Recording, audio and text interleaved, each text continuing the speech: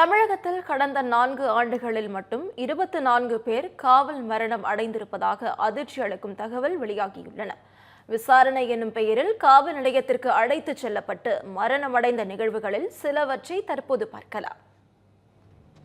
August 2021இல் சீர்காழியில் நகை திருட்டு வழக்கில் விசாரணைக்காக அழைத்துச் செல்லப்பட்ட சத்தியவாணன் தஞ்சாவூர் காவல் நிலையத்தில் மரணமடைந்தார். செப்டம்பர் 2021இல் பாலியல் புகாரில் கைது செய்யப்பட்ட லாரி ஓட்டுநர் மணிகண்டன் பரமத்திவேலூர் காவல் நிலையத்தில் மரணமடைந்தார். டிசம்பர் 2021இல் ராமநாதபுரம் மாவட்டம் முதுகுளத்தூரில் காவல் நிலையத்திற்கு விசாரணைக்கு அழைத்துச் செல்லப்பட்ட கல்லூரி மாணவர் மரணமடைந்தார்.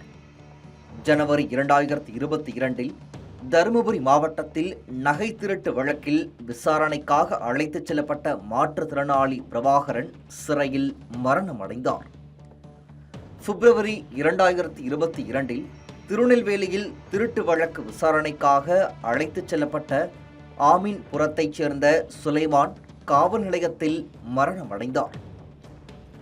ஏப்ரல் 2022இல் சென்னை தலைமைச் செயலக காலனி காவல் நிலையத்தில் விசாரணைக்காக அழைத்துச் செல்லப்பட்ட விக்னேஷ் காவலர்கள் தாக்கியதில் மரணமடைந்தார். ஏப்ரல் 2022இல் திருவண்ணாமலையில் சாராய விற்பனையில் ஈடுபட்டதாக கூறி விசாரணைக்கு அழைத்துச் செல்லப்பட்ட தங்கமணி காவல் நிலையத்தில் மரணமடைந்தார். ஜூன் 2022இல் சென்னை கொடுங்கையூரில் நகை திருட்டு வழக்கில் கைதான ராஜசேகர் காவல் நிலையத்திலேயே மரணமடைந்ததாக புகார் எழுந்தது.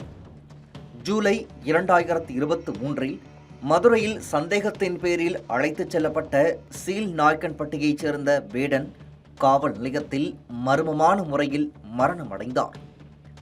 ஜூன் 2025இல் சிவகங்கையில் நகை திருட்டு புகாரில் விசாரணைக்கு அழைத்துச் செல்லப்பட்ட கோயில் காவலாளி அஜித்குமார் மரணமடைந்துள்ளார்.